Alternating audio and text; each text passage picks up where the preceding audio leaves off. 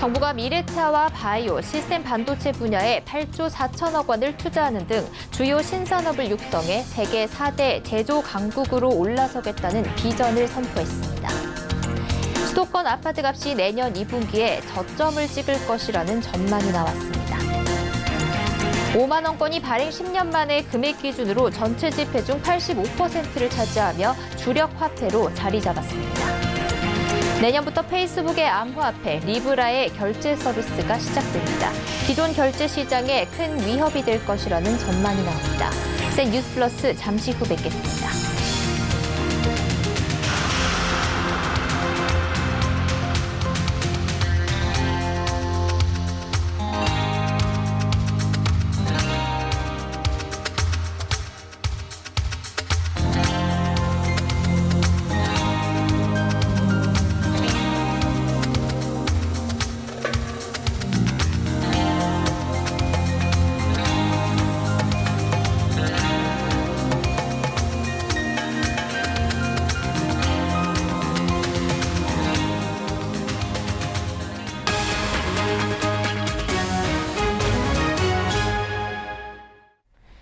시청자 여러분 안녕하십니까? 센 뉴스 플러스 양한나입니다. 한국 경제가 다시 한번 한강의 기적에 도전합니다. 정부는 신산업부터 소재와 부품, 장비 산업, 주력 산업에 이르기까지 제조업 전반을 종합적으로 지원하는 제조업 르네상스를 통해 세계 4대 제조 강국으로 올라서겠다는 전략을 발표했습니다. 고현정 기자입니다. 보이지 않나요? 정부가 미래차, 바이오, 시스템 반도체 분야를 핵심 신산업으로 육성해 세계 4대 제조 강국으로 도약하겠다고 밝혔습니다.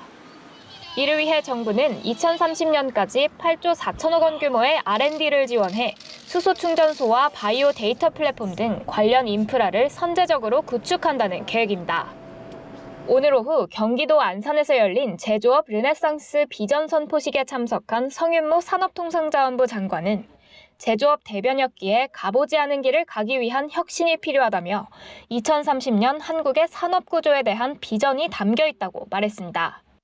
특히 이날 선포식을 직접 주재한 문재인 대통령은 제조업 혁신 확산을 위한 민관 협력 체계를 구축해 주기적으로 제조업 르네상스 전략회의를 열고 국가 아젠다로서 직접 챙기겠다고 밝혔습니다.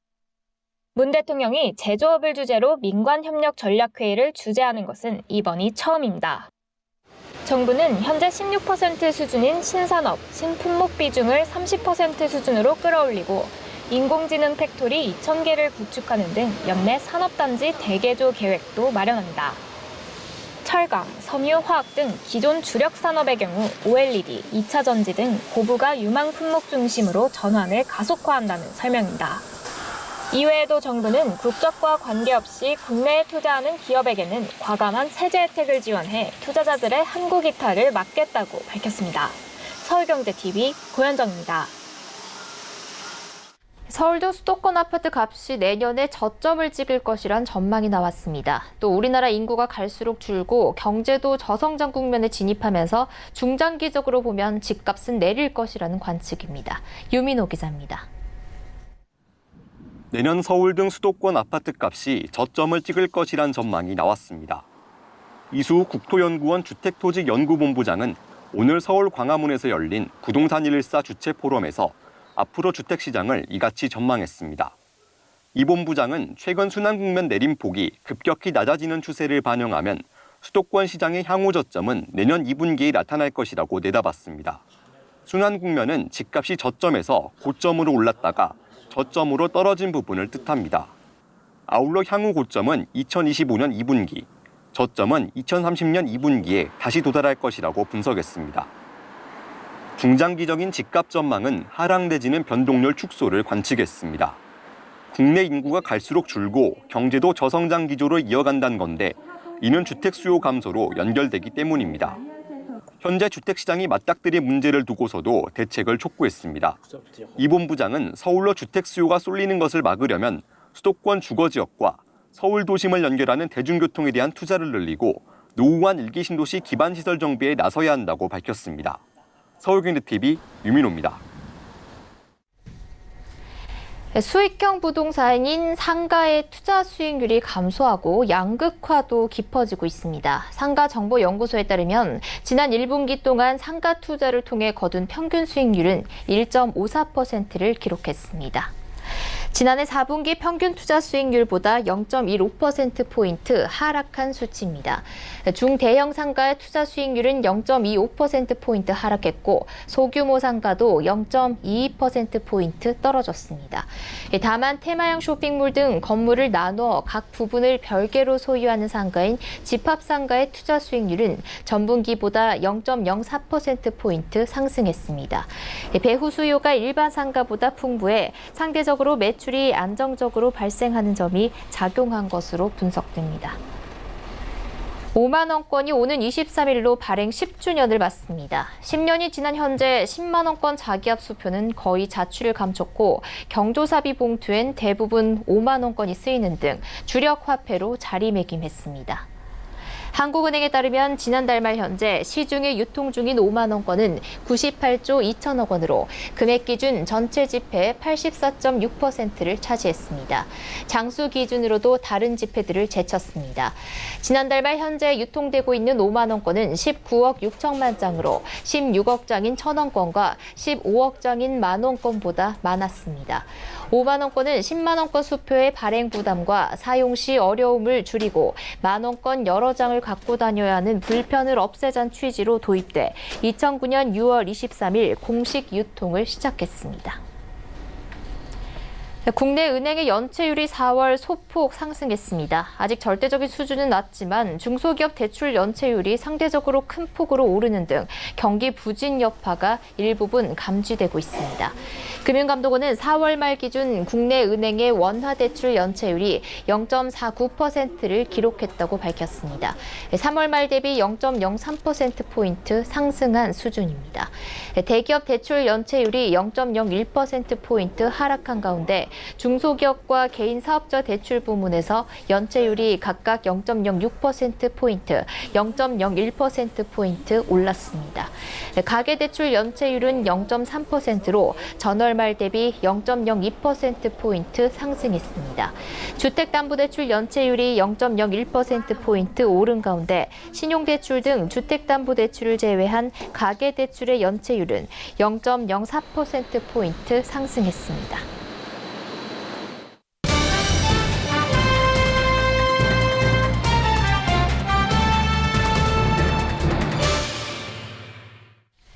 인보사 사태에 대한 후속 조치들이 속속 나오고 있는데요. 오늘은 상장 폐지 여부에 대한 결과가 나왔습니다.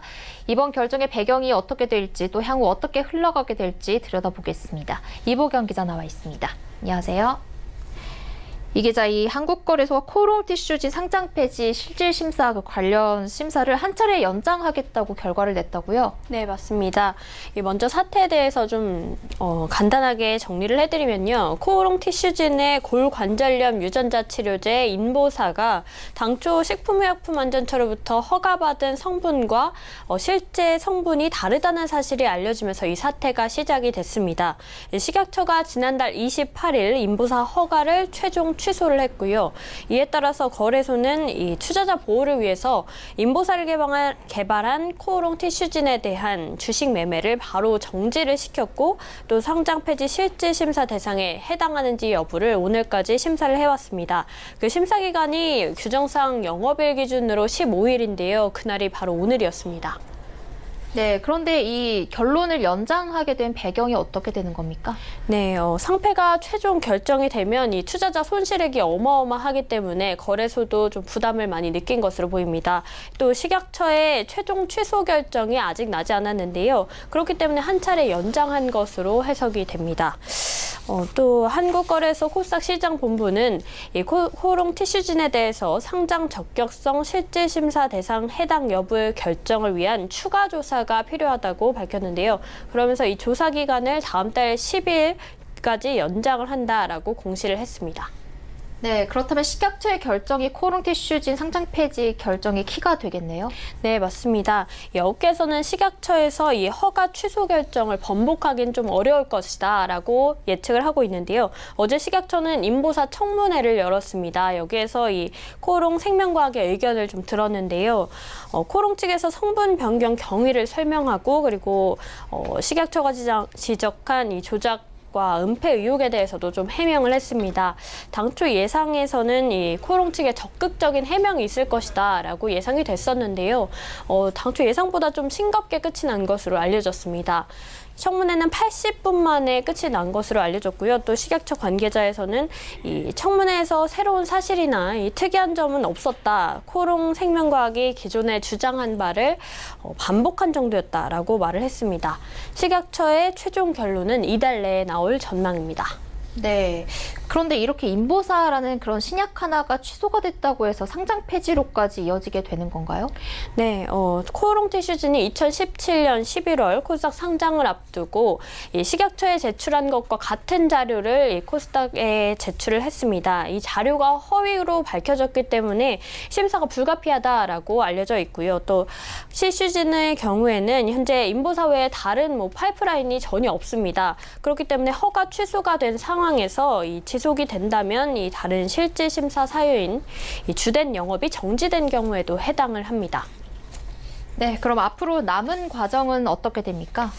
네, 상패 실질 심사 여부는 다음 달 10일 결론이 날 것이고요. 거래 재개가 되면 바로 거래가 시작이 되고 반면에 이 상장 폐지 실질 심사에 들어가게 되면 기업심사위원회를 통해서 바로 상패로 갈 수가 있습니다. 여기서 즉시 결정이 될 수 있고 또 개선 기간을 줄 수도 있는데요. 이 개선 기간의 경우에 한 번에 최장 1년까지 줄 수가 있습니다. 그리고 특이사항이 있을 경우에 1년을 추가를 할 수가 있는데요. 그렇기 때문에 최장으로 봤을 때 2년까지도 갈 수 있는 겁니다. 여기에 이 식약처의 인보사 허가 취소 여부는 이달 말에 나올 것으로 예상이 되는데요. 만약 허가 취소가 나면 이 코오롱 측에서는 행정소송을 걸 것이다라고 밝혔습니다. 그렇기 때문에 좀 굉장히 장기간 다툼이 되지 않을까 예상이 되고요. 또 이 사태는 게이트로까지 확산이 되고 있는데요. 이웅열 전 회장이 출국금지 상태로 있고요. 함께 이 허위 정보로 상장 차익을 냈다는 이유로 이 투자 사기 혐의로 검찰 수사를 받고 있습니다. 네, 그런데 진짜 상장 폐지가 되면 주주들의 피해가 엄청날 것 같은데요. 네, 그렇습니다. 지난 3월 말을 기준으로 티슈진 소액 주주는 6만 명에 달하는 것으로 알려졌습니다. 현재 주가인 8,010원을 기준으로 소액 주주가 가지고 있는 주가를 계산을 해보면 약 1,800억 원에 달하는 수준입니다. 이렇게 막대한 투자금을 날릴 위기에 처하자 이 소액 주주들의 소송이 잇따르고 있는데요. 지난달 말에 이미 제1합동법률사무소가 이 소액 주주 142명과 함께 65억 원 규모의 손배 청구를 냈습니다. 또 법무법인 한누리는 티슈진 주주 294명과 함께 93억 원 규모의 손배 소송을 냈고요. 또 한결을 통해서도 이 300명가량이 소송 참여 의사를 밝혔습니다. 또 상장 폐지가 최종 결정이 되면 소액 주주들의 소송은 좀 더 늘어날 전망입니다. 네, 코오롱 티슈진의 상장 폐지 사태 이보경 기자와 들여다봤습니다. 감사합니다.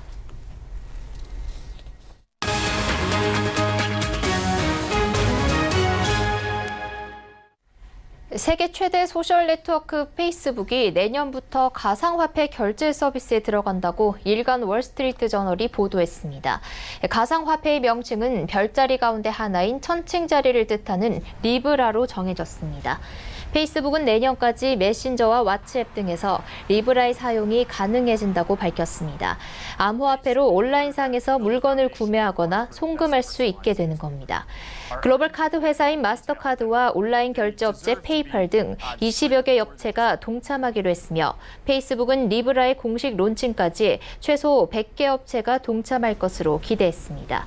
실사용자만 24억 명에 달하는 페이스북이 가세하면 암호화폐 시장은 물론 기존 글로벌 결제 시스템에도 큰 위협이 될 것이라는 전망이 나옵니다.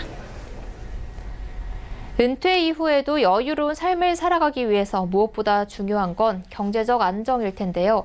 최근 몇 년간 자산 운용사들은 이러한 점에 주목해 은퇴 이후 사용할 자금 마련을 위한 펀드 출시에 나서고 있습니다. TDF와 TIF, RIF 등이 대표적인데요. 꼭 필요한 은퇴 자금을 마련하고 운용하는 데 알맞은 상품들, 이소영 기자가 알아봤습니다. 지난 2017년 한국은 고령화 사회를 넘어 고령사회에 진입했습니다. 저출산 고령화 시대에 접어든 현재 은퇴 이후의 안정적인 삶은 중요한 문제입니다. 많은 이들이 은퇴 자금을 마련하는 일에 관심을 갖는 이유이기도 합니다. 자산운용사들은 이러한 흐름에 발맞춰 은퇴를 키워드로 다양한 펀드를 내놓고 있습니다. 은퇴하면 떠오르는 대표적인 펀드는 TDF입니다. TDF는 은퇴 시점을 목표 시점으로 포트폴리오를 구성해 은퇴 자금 마련에 도움을 주는 펀드입니다. 따라서 은퇴를 바로 앞둔 이들보다는 사회 초년생을 포함한 청장년층이 가입해 은퇴 시점까지 차곡차곡 자산을 불려나가기 좋은 펀드인 셈입니다. 은퇴 이전에 TDF를 통해 자금을 모았다면 은퇴 이후에는 모아둔 자금을 잘 운용하는 것이 무엇보다 중요합니다. 이때 알맞은 펀드가 바로 TIF와 RIF입니다. 명칭이 다른 이 두 펀드는 은퇴 자금의 효율적 운용이라는 동일한 목표를 가지고 있습니다. 매월 현금 흐름은 창출하되 투자자의 기초 자산을 다 소진하지 않도록 운용하는 것이 특징입니다. TDF에 비해 아직까지 잘 알려지지 않은 RIF와 TIF. RIF는 현재 삼성과 KB 두 곳의 자산운용사가, TIF는 한국투자신탁과 미래에셋 두 자산운용사가 각각 운용 중인데 이들 상품의 설정 이후 수익률은 최대 9.06%에 달합니다. 펀드의 특성을 살펴 가입하는 시기를 조금씩 달리하는 것, 똑똑한 은퇴 준비 방법이 될 수 있어 보입니다. 서울경제TV 이소연입니다. 오는 8월 출시되는 삼성전자의 갤럭시 노트 10이 국내에는 5G 전용 두 가지 모델로 판매될 예정입니다.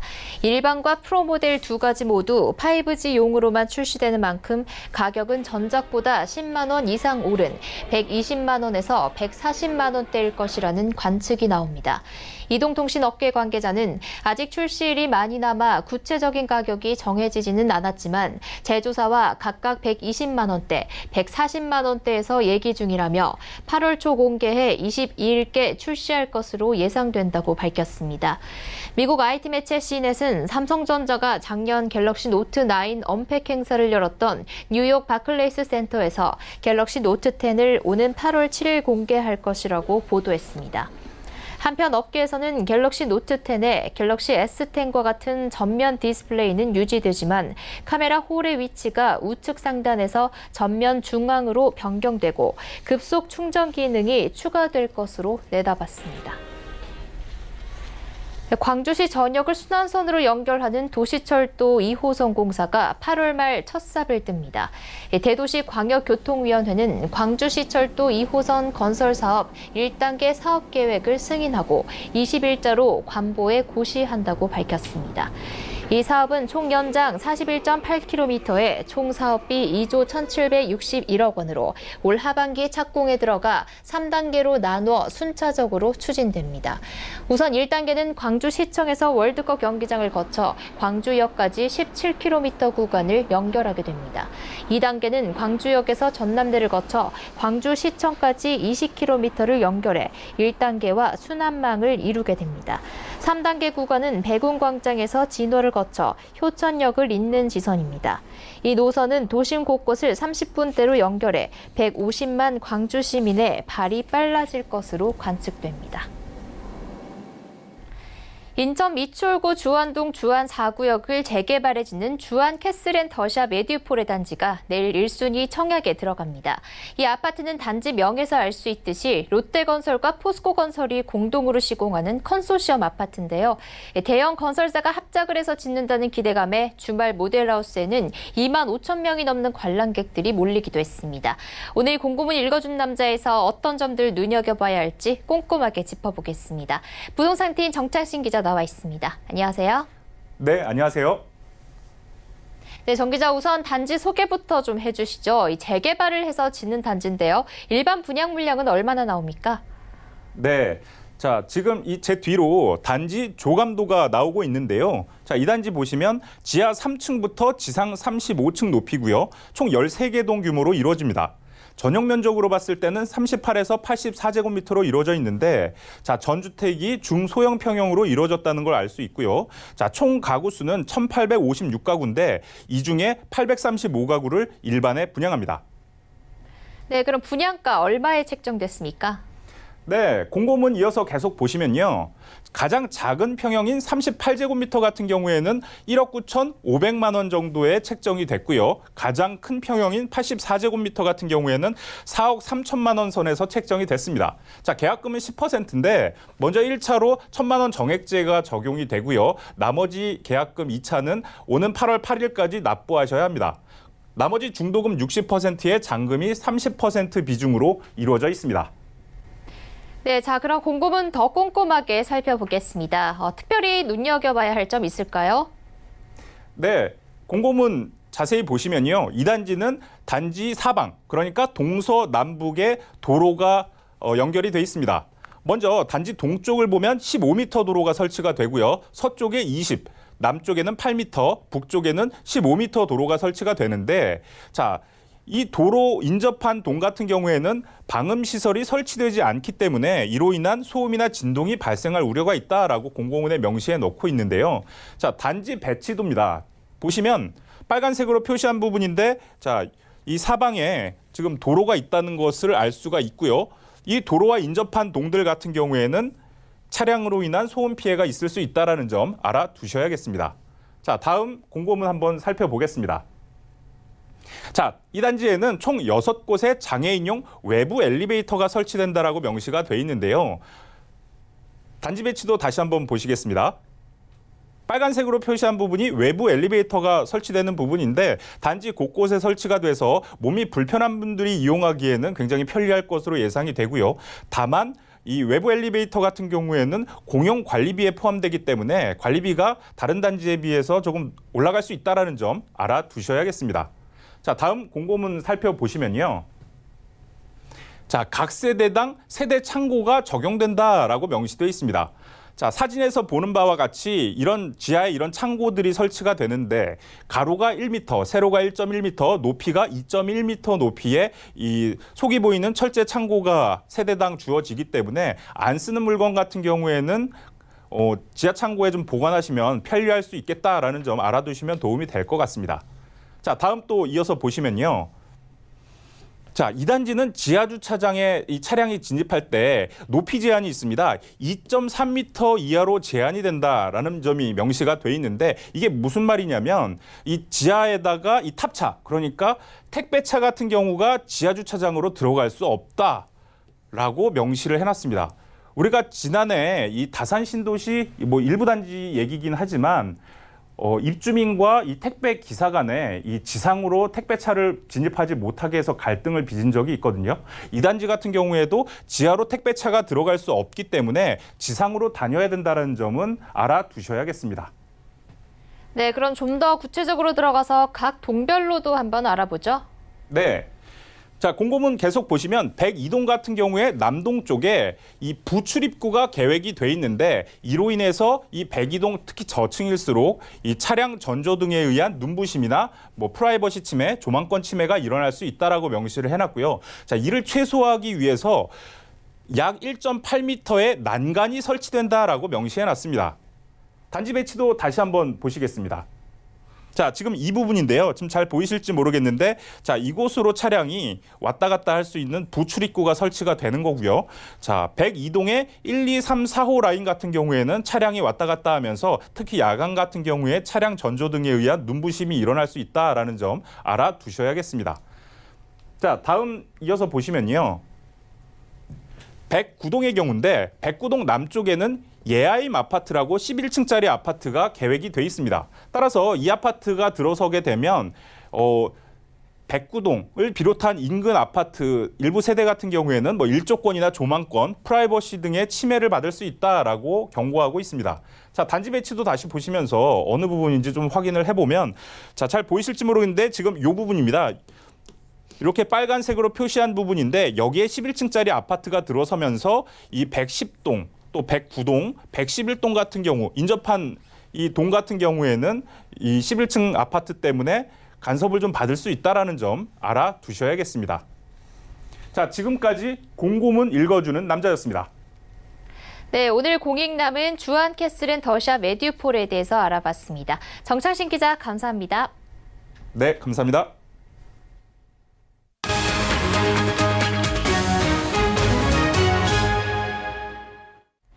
뉴스 플러스 여기까지입니다. 시청해주신 여러분 고맙습니다.